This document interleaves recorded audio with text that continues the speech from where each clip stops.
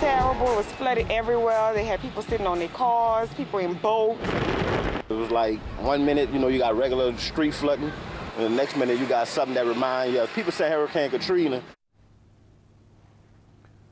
Folks, devastating floods trigger painful memories of Hurricane Katrina for residents in New Orleans. It is a story that has not gotten lots of attention in mainstream media. An estimated 8 inches of rain fell within a couple of hours over the weekend, flooding homes and cars.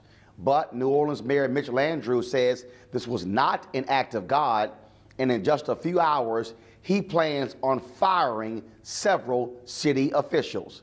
The mayor says the Sewage and Water Board, along with the Department of Public Works, are to blame for the massive flooding. An investigation revealed some pumping stations were only working at half capacity or not at all, despite claims that they were fully functional. Last night, the city council called a special meeting to listen to angry residents. Again, in a few hours, Landrieu is going to ask for the termination of the Sewage and Water Board superintendent and other city officials. Joining me now by phone is James Austin Gray II, a member of the New Orleans City Council. Councilman Gray, first and foremost, thank you for joining us. Again, not much attention this has gotten around the country. Residents there have been dealing with this. I got text messages and emails from fans and friends there in New Orleans who said, please do something on this because we are suffering in New Orleans as a result of this flooding. Good morning. How are you? Doing great. So, Councilman, what happened?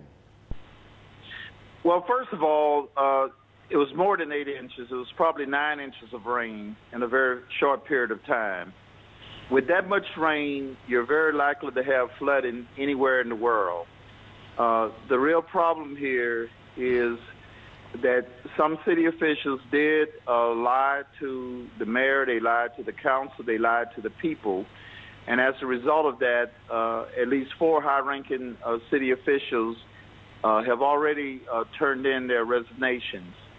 And who are those individuals in terms of what were their jobs?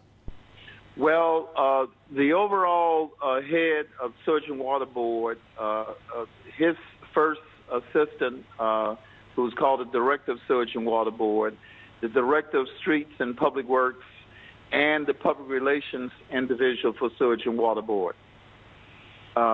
Actually, I don't, well, the names... Got it. Actually, I don't even know all of their names. Colonel Jernigan, the head of Streets, was asked to resign. A Mrs. Martin, who is the public relations person for Sewage and Water Board. A Mr. Becker, who's director of Sewage and Water Board. And actually, the other name I'm struggling with, and actually because I feel it's all good. It's all good, Council. Councilman, I got to ask you this here. So 4 people have already turned in their resignation. Are more people expected to either get fired or turn in their resignations as well?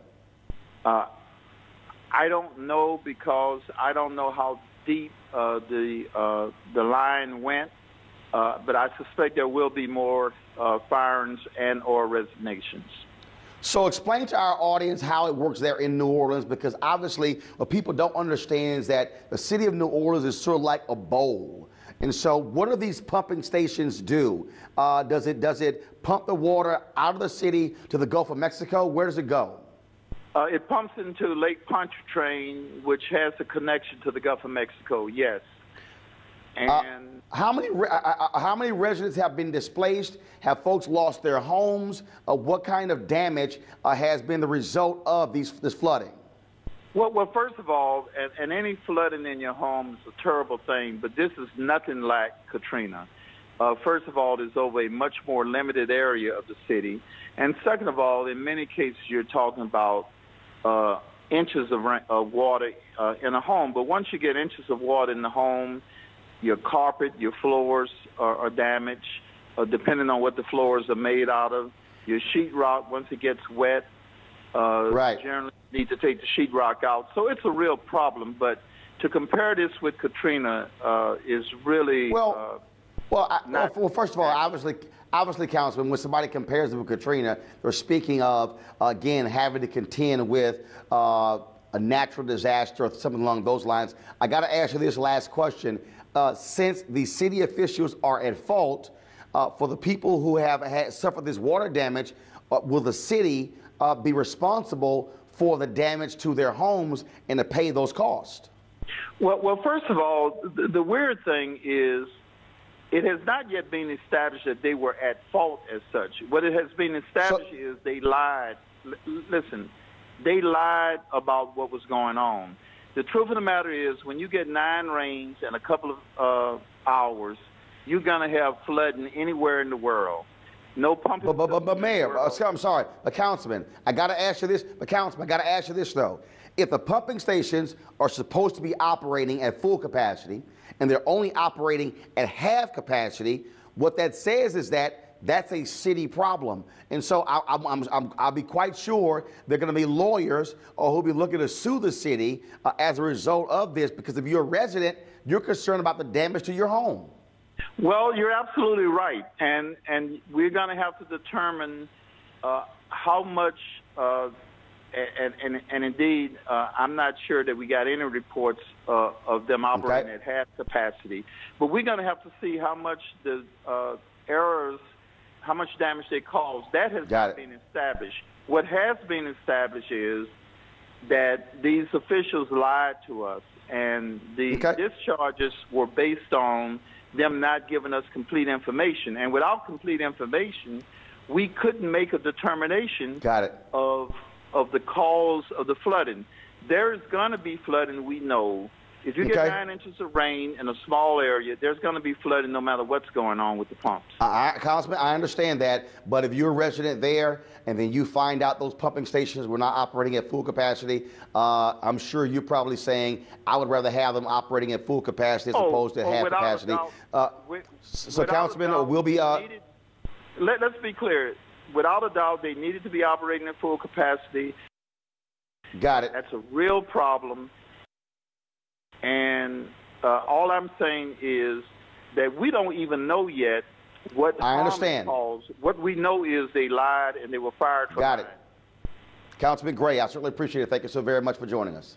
Thank you. Weekdays on TV One. I will never lie to you. Oh, my God. Roland Martin. He doesn't want to talk to us. He wants to ignore us. Uncensored. Hell no. That ain't gonna cut it, boo. Unapologetic. No, that is fundamentally false. You are wrong. Unfiltered. He wants an America where we all look alike. He ain't talking about black people. Unrelenting. You better go work out, because you got a fight on your hands. NewsOne Now with Roland Martin. Weekdays at 7 a.m. on TV One.